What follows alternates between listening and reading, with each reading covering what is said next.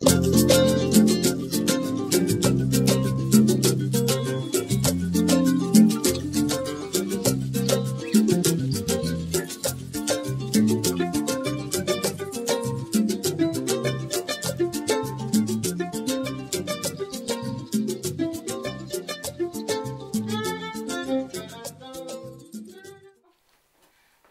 rencontrons aujourd'hui pour un entretien le professeur Nicolas Gbowou, économiste et politologue, auteur de l'ouvrage « Le franc CFA et l'euro contre l'Afrique », paru aux éditions Solidarité mondiale, et Pierre Eboundi, docteur en pharmacie, auteur du livre « Le M22, une expérience au Congo, devoir de mémoire », paru aux éditions Kinya Communication, et qui intervient ici en tant que président de la Ligue panafricaine du Congo, Umoja.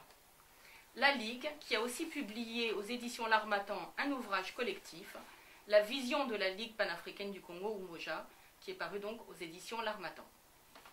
Ma première question donc s'adresse à vous, professeur Gbowou.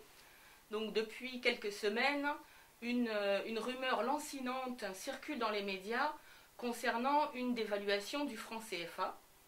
Donc avant d'en dire un mot, est-ce que vous pourriez nous dire rapidement en quoi consiste le franc CFA pour nous les Africains?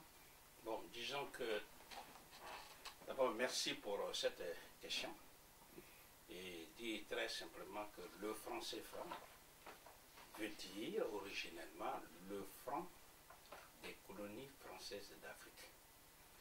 C'est une invention de la France, c'est une propriété à part entière de la France qu'il a inventée le 25 décembre 1945 conformément à l'article 3 du décret 45-01-36. Et depuis 1945 jusqu'à ce jour, cette monnaie coloniale qui est d'essence nazie, elle est utilisée hélas par 15 pays d'Afrique francophone. Et la zone franc a donc ce qu'on appelle des institutions et les 4 principes. Les institutions, c'est la conférence des chefs d'État, l'organe suprême.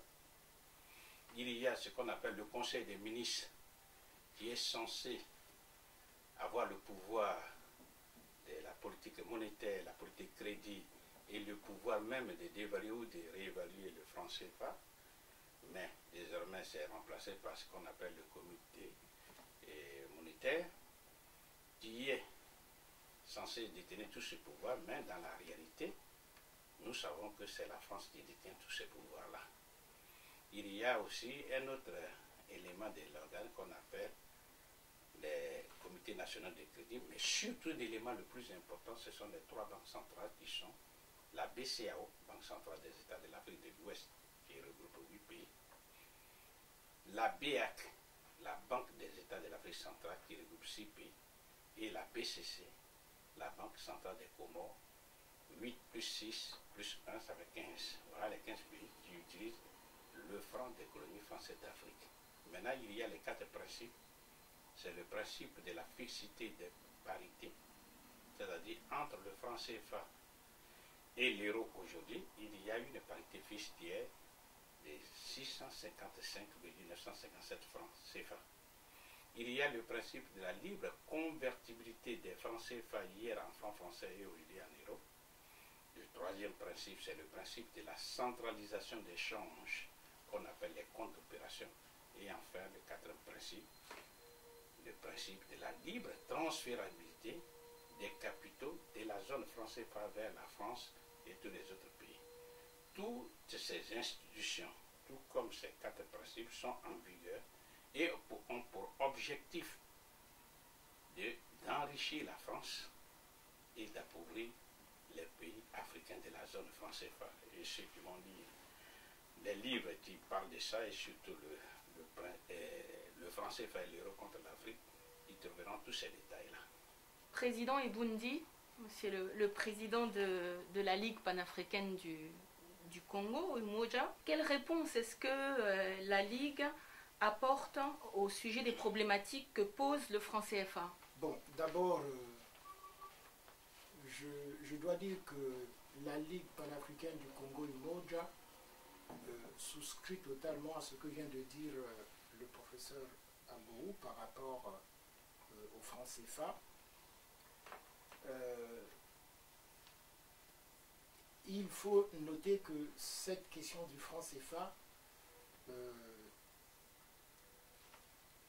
doit pouvoir nous permettre de convaincre ceux parmi nous, Africains, qui sommes encore sceptiques, aveuglés par l'aliénation culturelle, par l'aliénation mentale.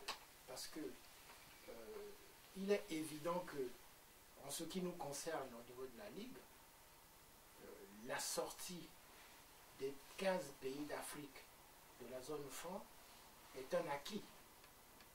C'est-à-dire qu'il faut concevoir des politiques pour permettre à nos pays de sortir, de reconquérir leur souveraineté monétaire.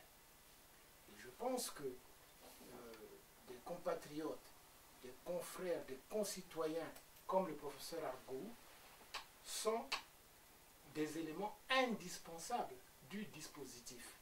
Il n'est pas les seuls, il y a d'autres Africains qui, ensemble, vont nous aider à sortir nos pays de la domination dans laquelle elle s'est fourvoyée depuis plus de 50 ans. Donc, voilà à peu près, en tout cas en ce qui concerne la Ligue, il faudrait que les choses soient très claires.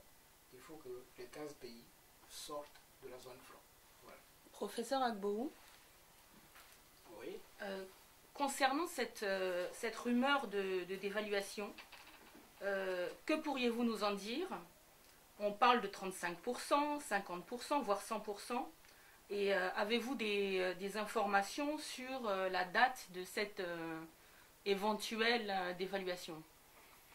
Bien, disons que de façon plus scientifique, je vous dirais non, puisqu'il n'existe pas une information fiable qui nous dit à quelle date cette dévaluation aura lieu. Nous ne savons rien. Par contre, il faut savoir que partout, dans tous les pays du monde, lorsqu'il y a une dévaluation qui se prépare, tout est maintenu dans le secret. Pour une raison évidente. Prenons le cas des pays africains de la zone franc CFA. Dans l'état actuel, celui qui détient 65 655 francs, 957 francs CFA, que je vais arrondir par commodité à 600, disons 65 656 francs CFA, ça lui donne l'équivalent de 100 euros. Bien. Si la dévaluation a lieu demain, comme les rumeurs le disent, et que pour 1 euro, on a non pas 656 francs CFA, mais 1000 francs CFA, eh bien celui qui détient 65 656, il aura 100 000 francs CFA. Donc, il gagne de l'argent. Qu'est-ce qui va se passer si on informe tout le monde qu'il aura la dévaluation? Eh bien, tous ceux qui détiennent de l'argent, qui ont de l'argent, et surtout sont les gens les plus riches du pays, qu'ils soient nationaux ou pas, ils vont simplement transférer leurs capitaux qui étaient en CFA, ils vont les transférer, par exemple, vers la France ou bien dans le pays d'Europe, pour acheter des zéros et les détenir. Et pendant ce temps-là, le pays, les différents pays vont être asséchés en capitaux.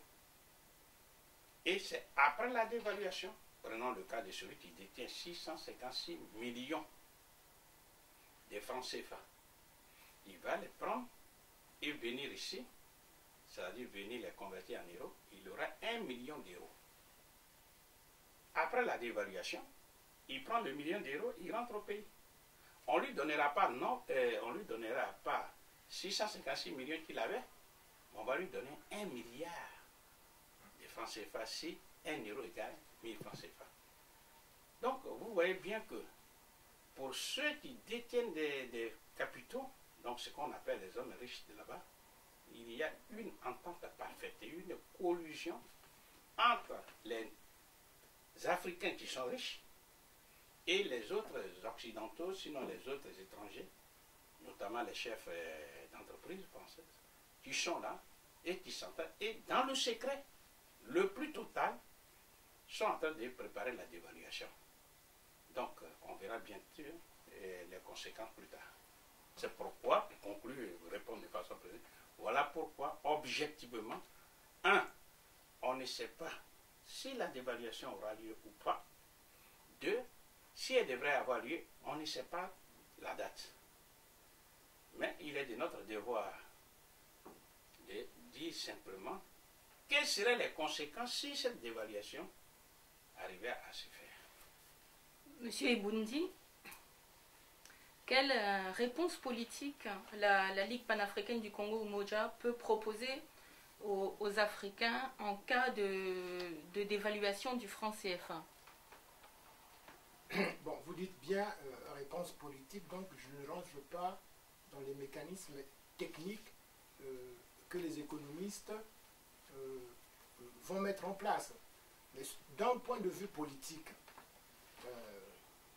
pour nous, on ne va pas inventer grand-chose. C'est-à-dire que le chemin qui va nous aider pour sortir de cette difficulté, c'est l'unité des Africains.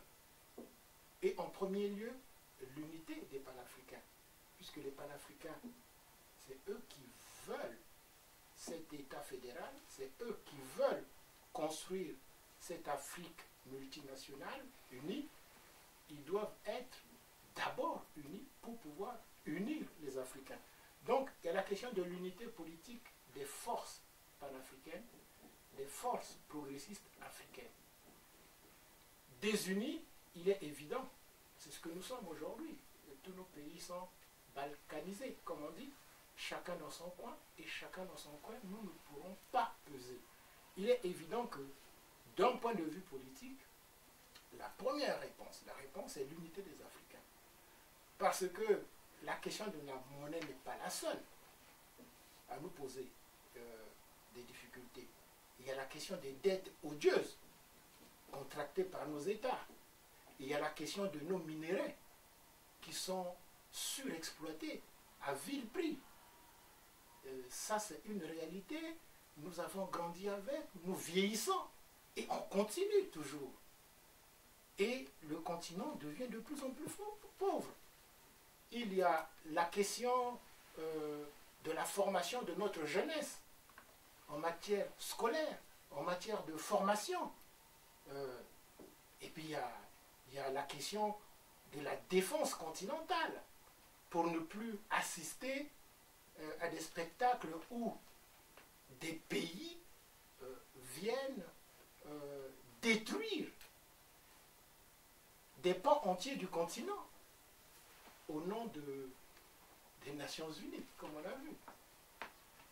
Donc voilà. Donc moi je pense quand même que la première prise de conscience des Africains, c'est de s'unir. Et on ne peut pas sortir du franc CFA dans la désunion. Ce n'est pas possible. Professeur Agboou, si cette dévaluation avait lieu, quelles seraient les conséquences pour les populations africaines? Bon, disons que, de façon générale, la première conséquence pour les pays qui font la dévaluation, c'est que, en tout cas dans les différents pays concernés, nous allons assister à ce que les économistes appellent l'effet prix, c'est-à-dire que les prix vont augmenter.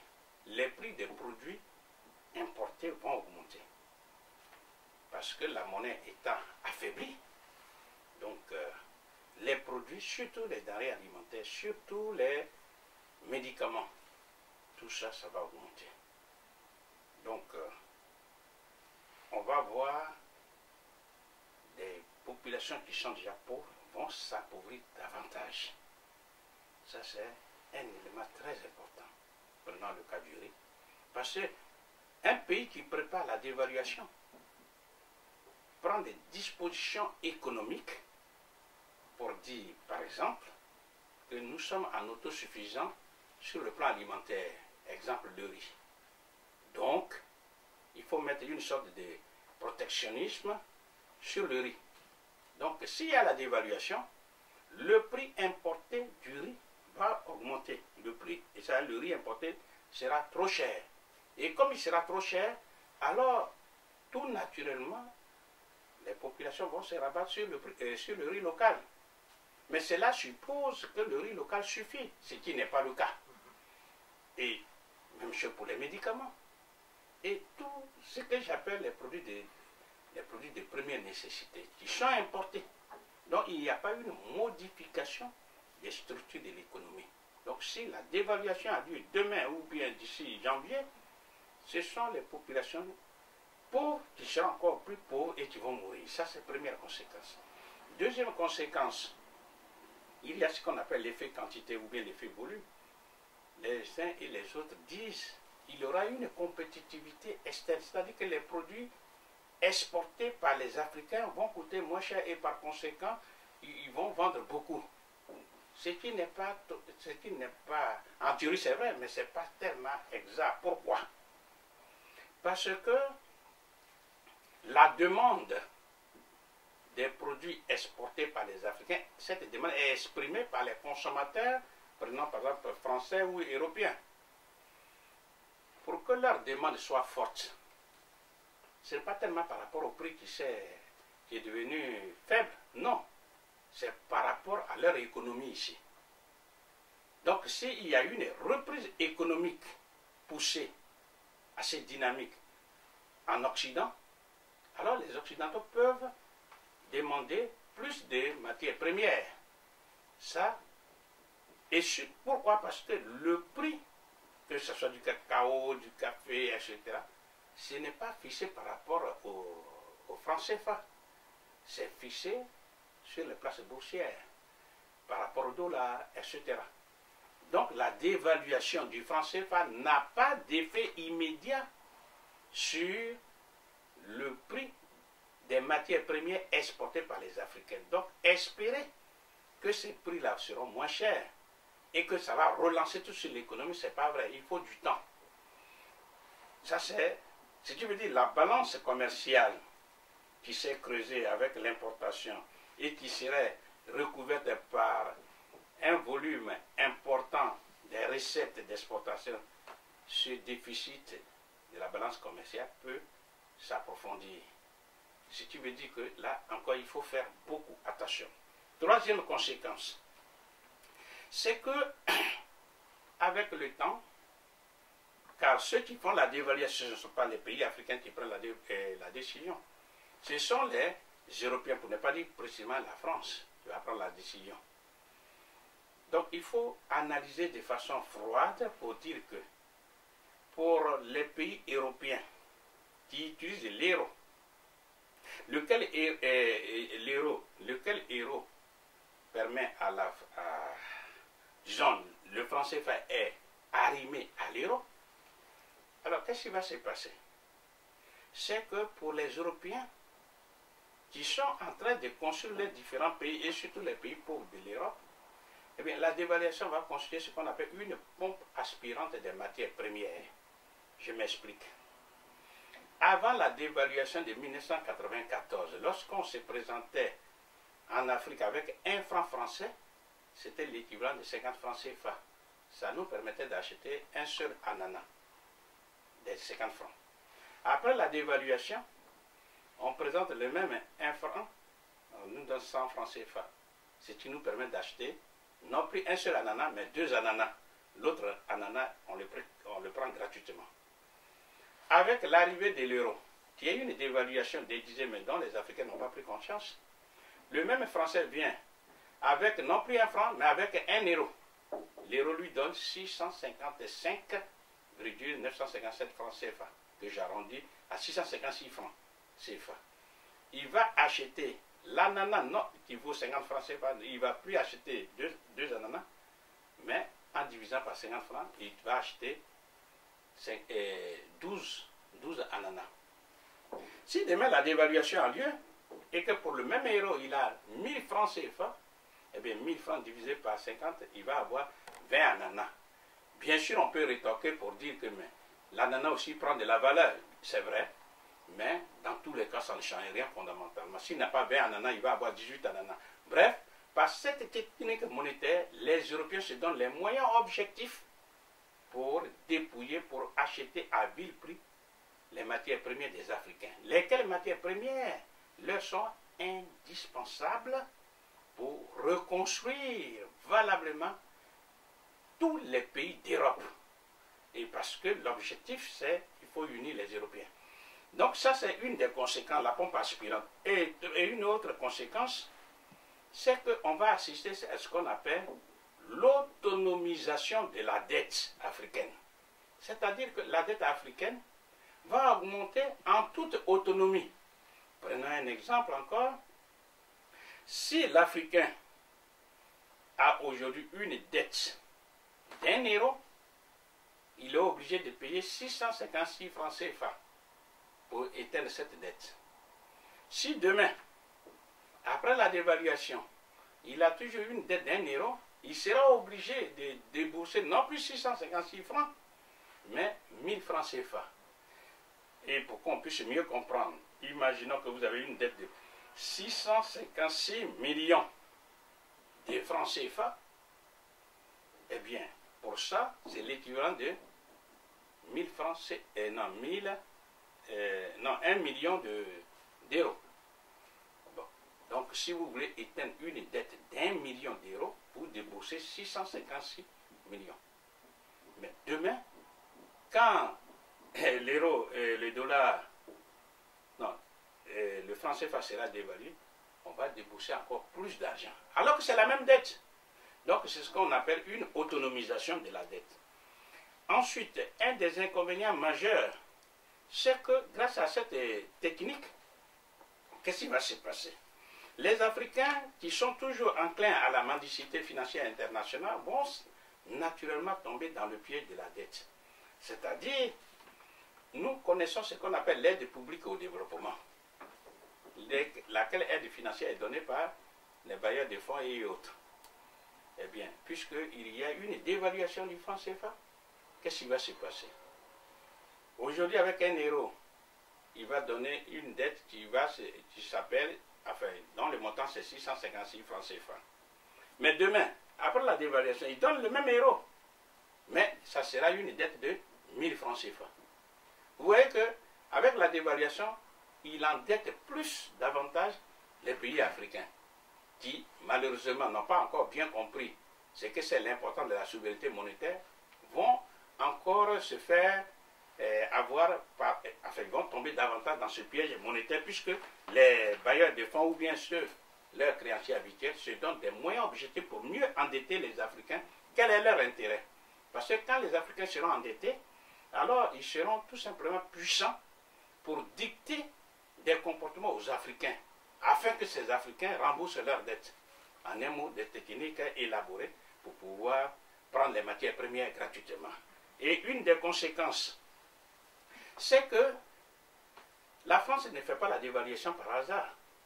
Grâce à la dévaluation, la France va faire ce qu'on appelle un désendettement sans douleur vis-à-vis des Africains. Prenons un exemple toujours. On va supposer qu'aujourd'hui, dans les comptes d'opération des Africains ouverts au trésor public, il y a des milliards de francs. Si on raisonne en termes de CFA, je vais supposer qu'il y a 656 millions de francs CFA. Si la France devrait rembourser cette dette à l'égard des Africains, elle devrait, dans le cas actuel, avant la dévaluation, devrait débourser 656 millions de francs CFA, divisé par 656 francs CFA, ça lui donnerait 1 million d'euros que la France devrait débourser. Bien. Demain, après la dévaluation, pour rembourser la même dette, eh bien, la France va faire ceci, 656 millions de francs CFA, divisé non plus par 656, mais par 1000 francs CFA, ça lui donnerait 0,56 millions et 0,56 milliards, c'est-à-dire va débourser non pas 1 million d'euros, mais 656 000. Du coup, sa dette s'est réduite.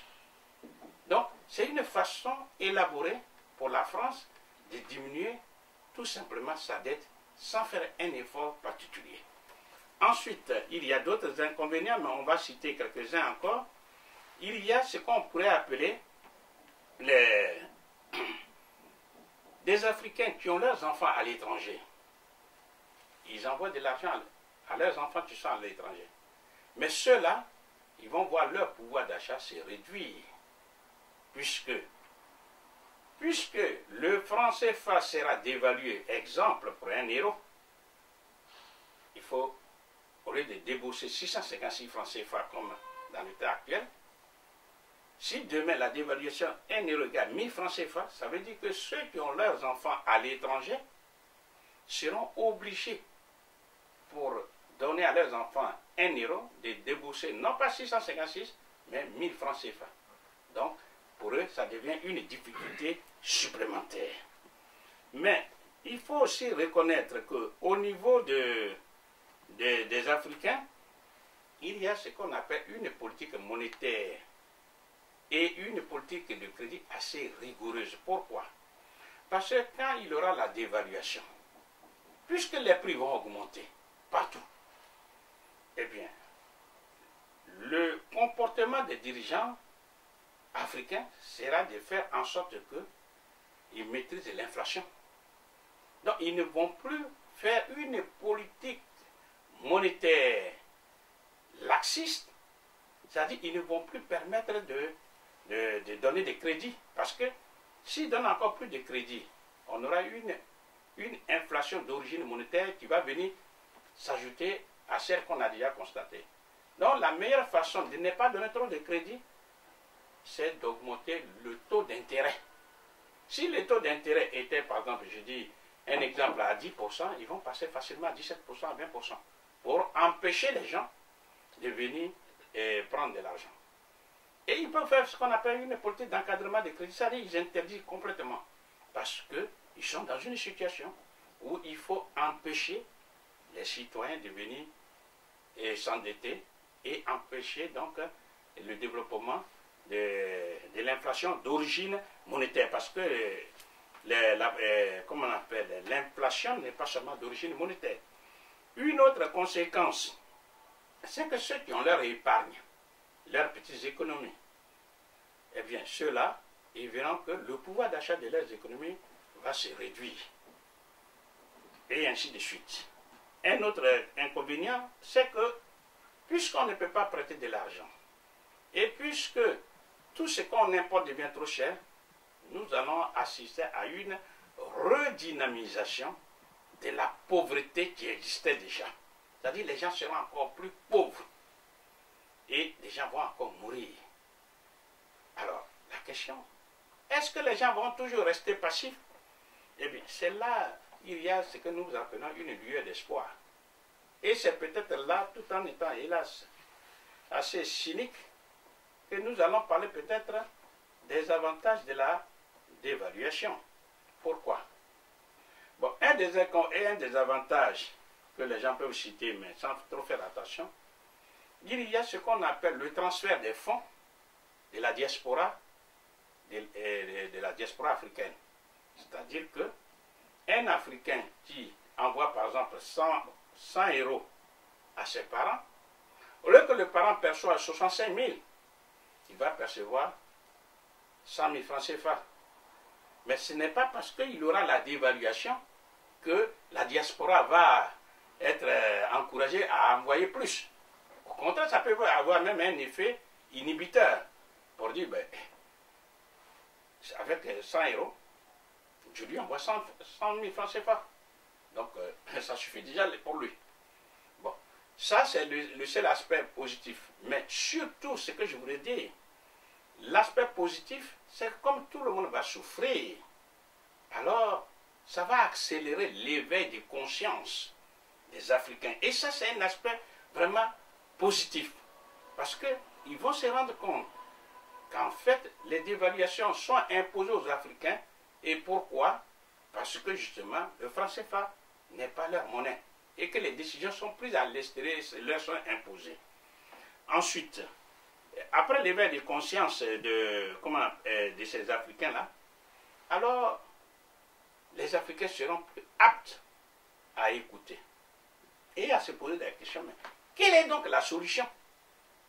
Comment faire pour justement nous débarrasser de cette monnaie qui en fait ne nous appartient pas? Il y a des gens qui le disent, mais on ne les écoutait pas. Aujourd'hui, tout le monde s'apprête à écouter. Et je pense que lorsque des gens vont venir pour proposer des solutions, alors ça pourra prendre. Et la véritable révolution va venir du bas. Et c'est ça, parce qu'en temps normal, lorsqu'il y a une dévaluation comme ça, aucun régime, je dis bien dans des pays normaux, aucun régime ne résiste à cela, parce que ça touche tout le monde. Monsieur Eboundi, comme le rappelait le professeur Agboou, la dernière dévaluation a eu lieu en 1994. Comment a-t-elle été acceptée par les chefs d'État des zones CEMAC et UEMOA? Comment voyez-vous l'avenir politique du franc CFA? Ce que l'on peut dire, c'est que si ceux qui défendent l'ordre colonial, disons l'ordre néocolonial, sont à la tête de nos États, on peut dire que le franc CFA a des beaux jours devant lui. Parce qu'il est évident que ceux qui ont fait le pacte néocolonial vont chercher à continuer à corrompre, vont chercher à bâillonner les consciences, vont chercher à désinformer pour que l'ordre colonial perdure.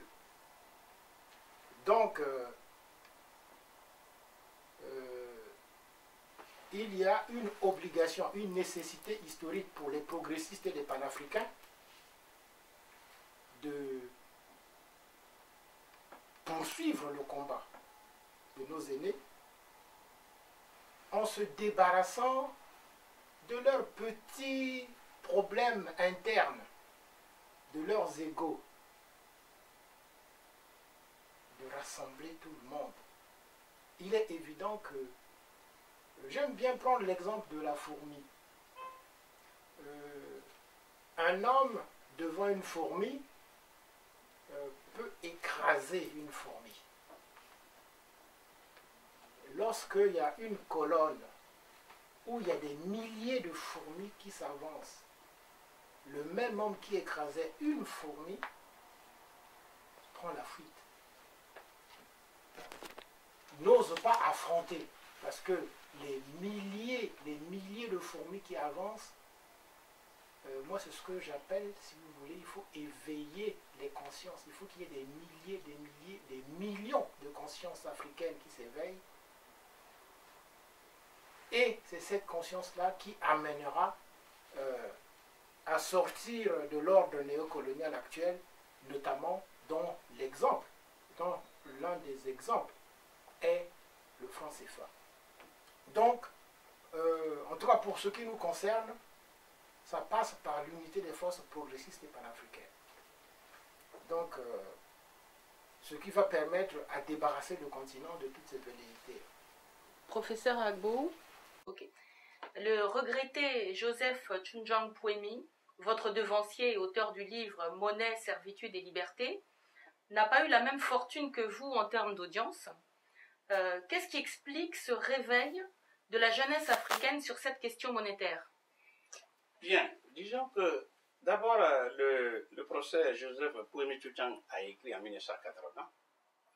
Les moyens de communication n'étaient pas ceux d'aujourd'hui. Aujourd'hui, on a Internet. Donc ça, c'est très important. Deuxièmement, il faut reconnaître que la question même du CFA était méconnue à cette époque, en 1980. Et il était très marginal. Son livre a été méconnu. C'est connu par une petite minorité, mais l'élément même le plus important, ce sont les moyens de communication. Ils sont très développés aujourd'hui.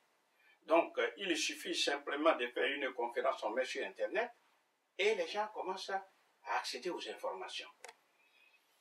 Et ça, c'est très important. Maintenant, il faut aussi ajouter le problème de la pauvreté. Parce que on fait comprendre aux Africains qu'ils ont une monnaie très forte. Une monnaie qui est protégée par la France. Une monnaie qui a ce qu'on pourrait appeler la garantie de la France. Donc, ils sont dans la certitude. Mais que constatent-ils? Ils constatent que leur pauvreté, au lieu de reculer, ne fait que s'aggraver. Donc, il y a de quoi se poser des questions. Quand nous prenons le cas, par exemple, de la Corée du Sud. La Corée du Sud, comparée, par exemple, à certains pays comme, en 1960, je veux dire, comme par exemple le Cameroun, la Côte d'Ivoire, la Corée du Sud était derrière. Mais aujourd'hui, la Corée du Sud fait partie des 15, est la 15e puissance économique du monde, au moment où nous parlons. La Chine est la 2e puissance économique du monde, et ainsi de suite. Donc, quand on pose la question, puisque ça réveille quand même la pauvreté dynamique en Afrique, l'Afrique tient tout. Mais les Africains sont pauvres. Il y a de quoi s'interroger. Et comment ça se fait que ce sont les pays de la zone franc CFA, contrairement à ce qui leur a été promis, ce sont ceux-là qui sont derniers. Le Burkina, le Niger, alors que tous ces pays sont riches. Donc, la jeunesse africaine s'interroge. Et pour mémoire, nous pouvons rappeler qu'au moment où nous disons que pour 1 euro, l'Africain de la zone franc CFA donne 656 francs CFA, en arrondissant bien sûr, eh bien, le Sud-Coréen, pour avoir le même euro, donne 1500 won. C'est-à-dire, la monnaie de la Corée du Sud, c'est le won. Donc, le won est 2 fois plus faible que le franc CFA. Et pourtant, la Corée du Sud est en avance. Un deuxième exemple, l'Iran. Bon, disons même l'Indonésie. Pour avoir un seul euro, l'Indonésie donne 12 000 roupies pour le même euro que l'Africain arrive à acquérir à 656 francs CFA. Le troisième exemple, c'est celui de l'Iran. L'Iran donne 14 500 rials pour avoir le même euro. Et enfin, le dernier exemple, le Vietnam. Pour avoir le même euro, le Vietnam donne 27 000 dong, dong étant la monnaie du Vietnam. 27 000. Pourtant, le Vietnam est la 2e puissance économique, disons, c'est le 2e pays exportateur mondial du riz. Alors, il y a de quoi s'interroger.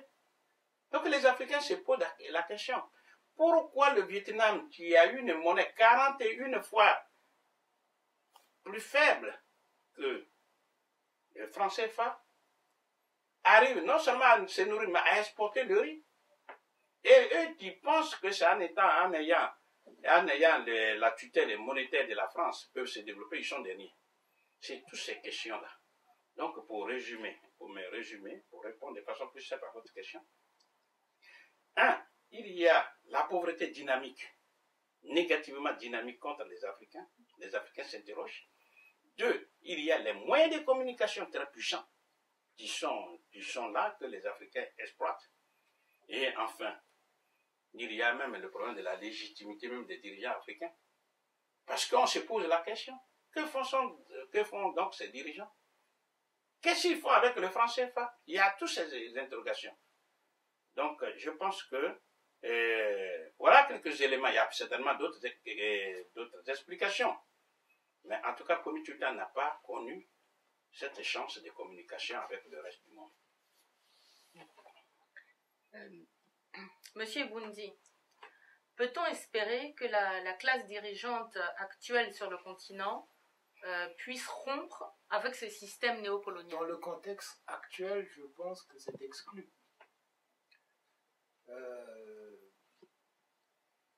La rupture ne peut venir que du bas.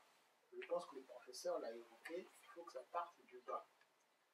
C'est les peuples africains qui vont pouvoir pousser de telle sorte que il y ait à la tête de ces États des progrès précise des panafricains pour mener une politique favorable aux intérêts des peuples africains. Donc, parce que j'ai du mal à voir que les dirigeants actuels puissent scier la branche sur laquelle ils sont assis. Vous prenez les pays de l'Afrique francophone,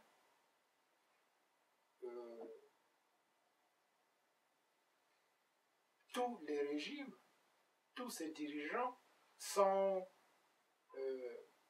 impliqués de manière directe ou indirecte dans une alliance occulte qu'on appelle publiquement la France-Afrique. Il est difficile d'être un suppôt de la France-Afrique et de scier cet arbre-là, c'est pas possible. Et sinon, l'ordre part de ceux qui vous ont mis là pour vous échanger, de mettre quelqu'un d'autre à votre place. Donc, je pense qu'il est exclu de concevoir que les régimes actuels puissent se défaire de cette tutelle. Je pense que c'est les peuples qui seront capables de prendre leur destin en main et de mettre les dirigeants ou les équipes qui seront capables de défendre leurs intérêts. Professeur Agboou, Oui. qu'est-ce qui explique que les économistes africains reprennent systématiquement les thèses des institutions financières internationales au lieu de proposer des solutions originales pour le financement de l'économie africaine? D'abord, il y a plusieurs facteurs. Le premier facteur, c'est la colonisation mentale des élites africaines. Parce que vous les voyez comme Africains. Mais quand un Africain vient et il fait l'école, par exemple de France, quel que soit son domaine, on va dire c'est un historien, on a formé un docteur en histoire, mais quelle histoire? Il est docteur en économie, mais c'est quelle économie? Il est venu à l'école coloniale. Parce que l'enseignement qui est donné, par exemple en France, c'est dans l'intérêt de la France. Donc lui, l'étudiant noir, quand il part avec un papier qu'on lui a délivré, qu'on appelle le diplôme, c'est normal, il va aller se vanter parce qu'il est docteur, etc. Mais il est docteur en quoi? En économie. De quelle économie? Donc, si vous voulez, c'est un problème de l'éducation. L'enfant agit dans une situation donnée, ou bien il se comporte en fonction de l'éducation qu'il a reçue depuis le bas âge jusqu'à ce qu'il soit mature. La jeune fille à qui on a fait comprendre qu'être voilée est une bonne chose, elle va commencer à se voiler.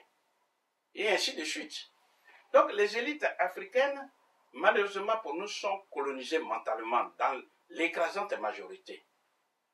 Et surtout, un enfant qui est élevé dans la mendicité, il écarquille les yeux, il utilise toute son intelligence pour trouver des bienfaits dans la mendicité, qui par définition est une humiliation. Donc la génération africaine que nous voyons, malheureusement, n'ayant pas eu un autre discours que celui de la soumission, tout naturellement se met dans le sillage, dans les sillons qui sont tracés. Donc vous comprenez que, heureusement qu'il y a eu une petite minorité d'Africains qui prend conscience pour dire que c'est tout à fait normal que tout ce qu'on nous a appris à l'école, par exemple occidentale, etc., ils nous ont appris ce qu'ils ont envie d'apprendre parce que c'est leur programme. Mais nous, maintenant, nous avons nos propres problèmes. Et nous devons remettre en cause tout le système néocolonial ou colonial qui est là. Et c'est pourquoi nous battons pour faire comprendre aux Africains que c'est pas parce qu'on a envie de lutter contre quoi que ce soit. Mais le système, par exemple, le franc CFA, c'est d'essence nazie. C'est vraiment le nazisme monétaire. Et si vous me le permettez, peut-être on peut expliquer rapidement. Quand la France était occupée, les Allemands obligeaient, par exemple, à appliquer le nazisme monétaire. Et ce nazisme monétaire se manifestait de trois grandes manières. Première manière, quand les Allemands arrivent, première des choses, ils dévaluent la monnaie locale qu'ils ont trouvée sur place dans le pays vassalisé, comme la France. Exemple, le franc français valait, non, 1 mark allemand était égal à 10 francs français.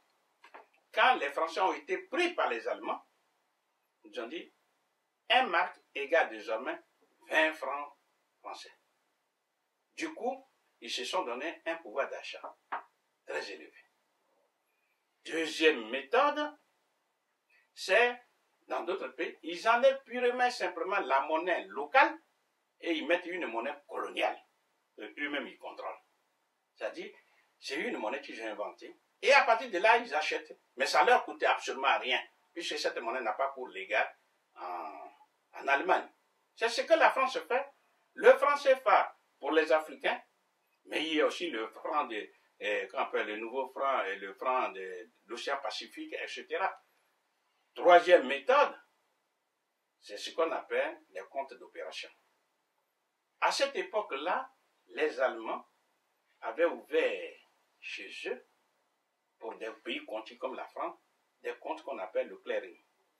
Et ils obligeaient, par exemple, les Français à dire, bon, apportez-nous pour 7 milliards de pommes de terre.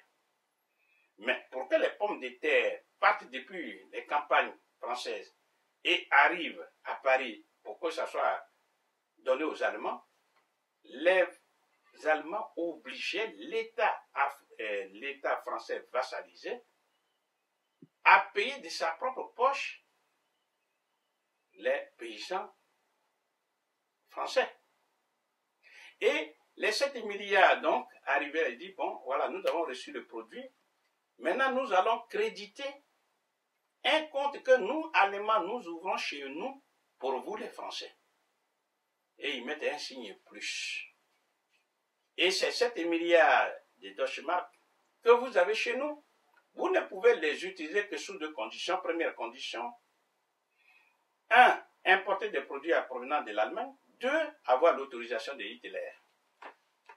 Mais Pierre Catala, qui était le ministre de l'économie et des finances, tout comme Pierre Arnoux, qui était le ministre de l'inspecteur des finances, tout comme René Sédio, qui a écrit Le Canard en chair, tout ça, ils sont unanimes pour dire que jamais les Français n'ont utilisé cet argent, parce que, 1, ils ne pouvaient pas importer quoi que ce soit de l'Allemagne, 2, ils ne pouvaient pas avoir l'autorisation de Hitler. Quand la France a été libérée, elle nous a appliqué ce même système, et nous avons encore les comptes d'opération. Mais beaucoup d'Africains ignorent, et ça nous citons avec plaisir Jean Boissonnat, qui est membre du comité monétaire de la Banque centrale de France, qu'on appelle la Banque de France. Ils disent tout simplement, en 1954 seulement, hein, il y a plus de 500 000 Français qui vivaient de ce système-là, et que jamais la France n'a déboursé un seul centime. Mais la France prenait les matières premières gratuitement. Et comme gérer un pays, c'est prévoir. Le général de Gaulle avait vu qu'en donnant l'indépendance politique à des pays africains, on pouvait avoir un éveil de conscience. Donc, il a passé des accords avec les pays africains sous forme de ce qu'on a appelé en 1963 les accords de Yaoundé 1. Non, la France subissait le nazisme monétaire. Et dès qu'elle a été libérée, elle nous a appliqué ce nazisme monétaire. Et les Africains, comme gérer un pays, c'est prévoir, le général de Gaulle a obligé les Africains à signer des accords qu'on appelle les accords de coopération. Et ces accords de coopération, on a signé en 1963.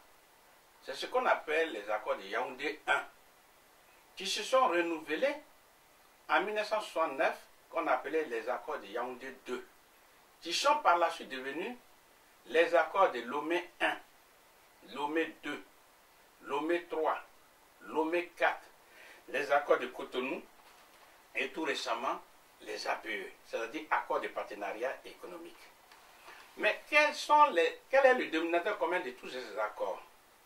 C'est qu'on obligeait les Africains à exporter les matières premières brutes de l'Afrique vers la France. Et comme je le dis,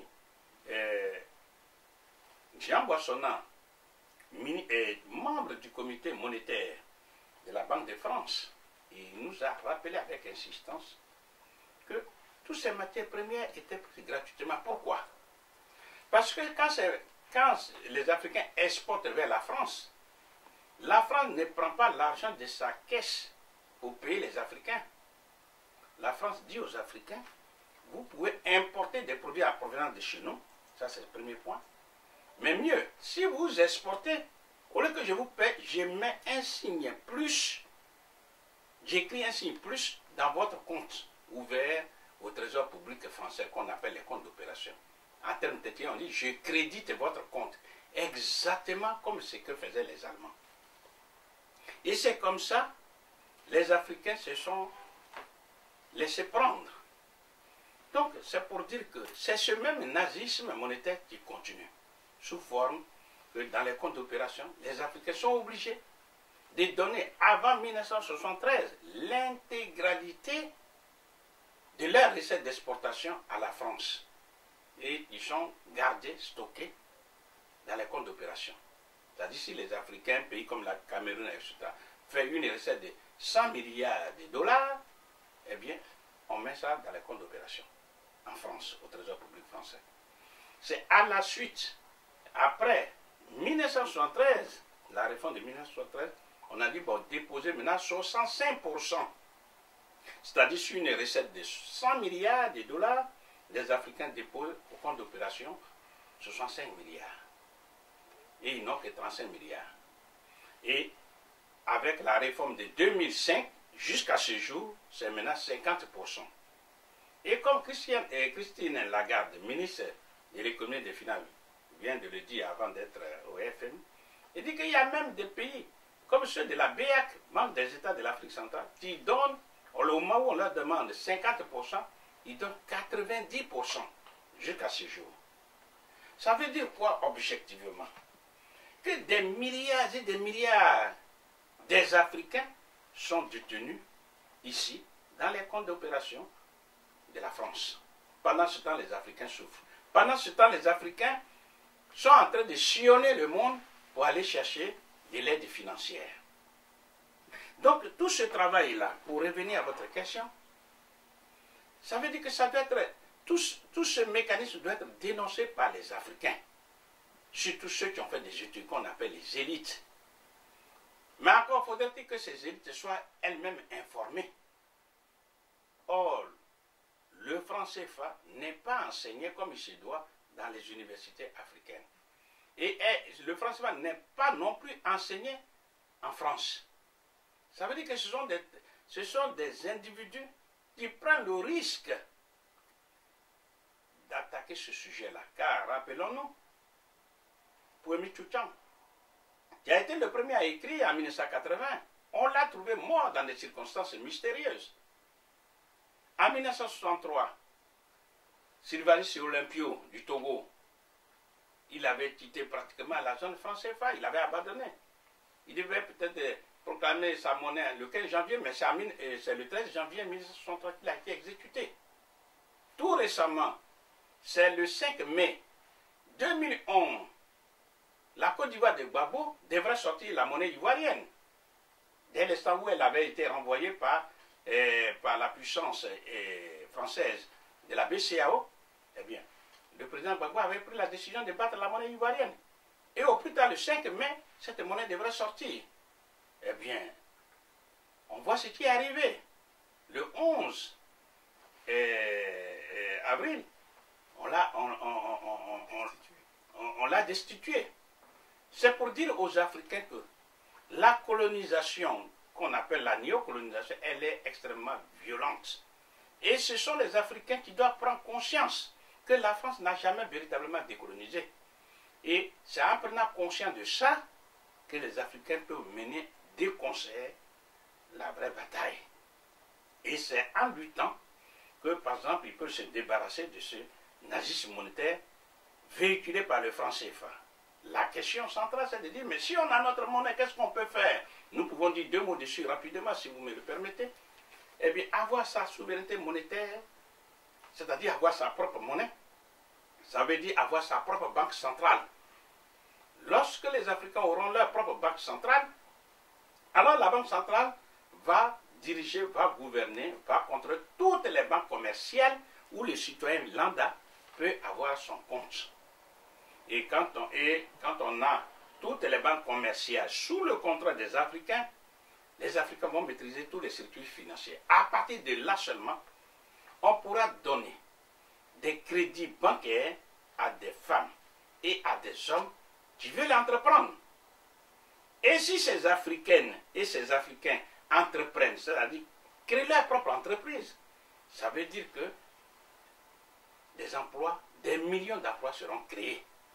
Ça veut dire que les matières premières seront transformées en Afrique par les Africains et pour les Africains. Et à partir de là, eh bien, le commerce afro-africain qui est l'avenir de l'Afrique pourra alors voir le jour. Car l'Afrique, c'est 1 milliard de personnes aujourd'hui. Dans 38 ans, ça sera 2 milliards de personnes à nourrir.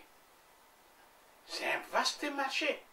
Mais encore faudrait-il que les Africains prennent maintenant conscience que leur avenir ne se trouve pas à l'extérieur, que personne ne viendra de l'extérieur pour les développer. Mais c'est eux-mêmes, et seulement eux-mêmes. Et en faisant ça, eh bien, on connaîtra que l'Afrique va combattre avec efficacité la pauvreté, en satisfaisant leurs 9 besoins primaires, qui sont 1. Manger, c'est-à-dire construire les industries alimentaires. Dormir, c'est-à-dire construire leur propre logement. Et l'Afrique a de l'espace vital. Parce que quand on réunit la Chine et les États-Unis, leur superficie est de loin, mais je dis bien de très loin, inférieure à la superficie de l'Afrique. C'est le continent le plus grand. Donc on a de l'espace vital. À l'intérieur de la maison, il faut y mettre de l'eau potable, accessible à tout le monde. Ensuite, il faut mettre de l'énergie. On peut mettre de l'énergie solaire, qui est l'énergie la plus propre, la plus disponible et la moins coûteuse. Avec l'énergie solaire introduite dans tous les foyers, eh bien, même au village, ils peuvent avoir accès à des commodités. Et après ça, il faut le transport. Les transports collectifs, il faut les développer. Avec les routes à faire, tout ça, les Africains sont capables de le faire. Ensuite, le 6e besoin, c'est la santé. La santé, ça veut dire tout simplement que le personnel médical doit être déployé, doit être formé et déployé. Où ça? Dans les centres de soins primaires, dans les campagnes, dans les dispensaires en ville et dans les hôpitaux. Ensuite, une fois on a fait ça, il faut développer l'enseignement primaire, secondaire et supérieur. Ce sont des bâtiments qu'il faut construire et on y affecte le personnel enseignant. Ce n'est pas si compliqué que ça. Le 7e besoin, c'est tout simplement ce qu'on pourrait appeler le développement des plaisirs simples, pour ne pas dire la culture, le tourisme, etc. C'est le divertissement. Et le 9e, c'est la sécurité. Aucun pays seul ne peut se développer, aucun pays ne peut se protéger tout seul. Ce sont là des faits objectifs. On a vu ce qui s'est passé tout récemment en Côte d'Ivoire, tout récemment en Libye, etc. Les pays africains n'ont pas d'autre choix que de s'unir, ne serait-ce que pour se développer et pour se protéger. Et avec la transformation des matières premières, avec leur propre monnaie, nous sommes convaincus que des richesses vont rester en Afrique, qu'on appelle les valeurs ajoutées.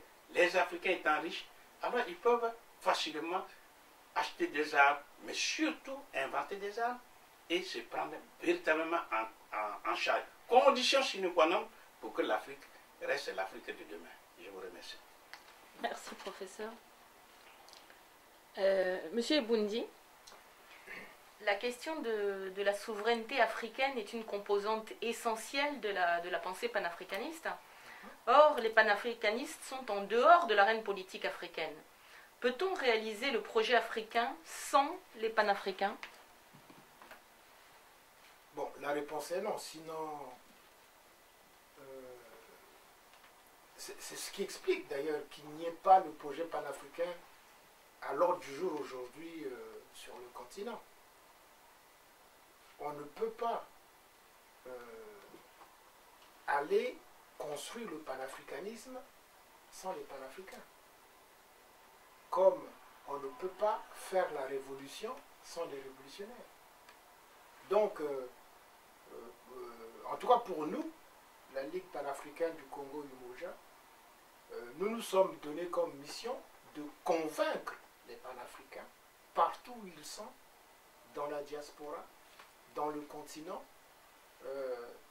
d'envisager la conquête du pouvoir politique. C'est-à-dire qu'il faut se battre pour conquérir les mairies, pour conquérir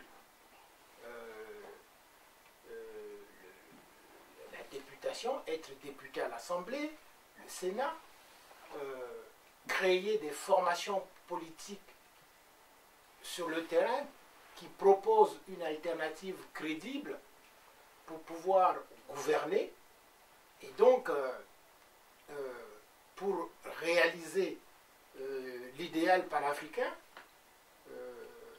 de notre point de vue, il faut que les panafricains, au-delà de tout ce qu'ils font déjà, ils écrivent, ils créent des pièces, ils font de la peinture, il faudrait en plus qu'ils embrassent aujourd'hui la réalité de la politique locale. Il faut être dans les luttes des syndicats, il faut être dans les luttes estudiantines, il faut être dans les luttes des paysans qui protègent leurs terres. Parce que, bon, les terres sont fertiles, on les vend à vil prix à des pays étrangers. Il faut être dans tous ces combats-là. Et c'est comme ça que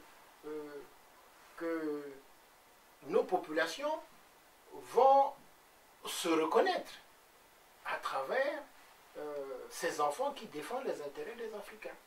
Donc moi je pense que pour réaliser le projet de l'unité de l'Afrique, il faudrait que les panafricains se mouillent le maillot. Il n'y a pas 36 solutions.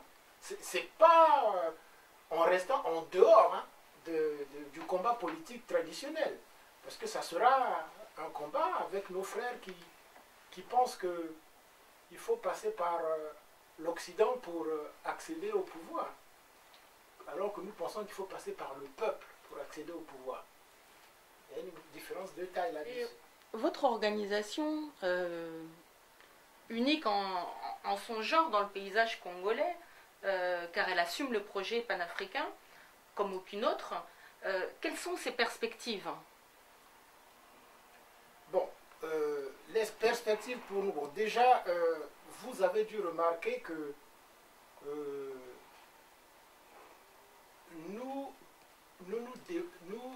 nous rassemblons au-delà des ethnies. Nous ne sommes pas une organisation mono-ethnique ou mono-régionale.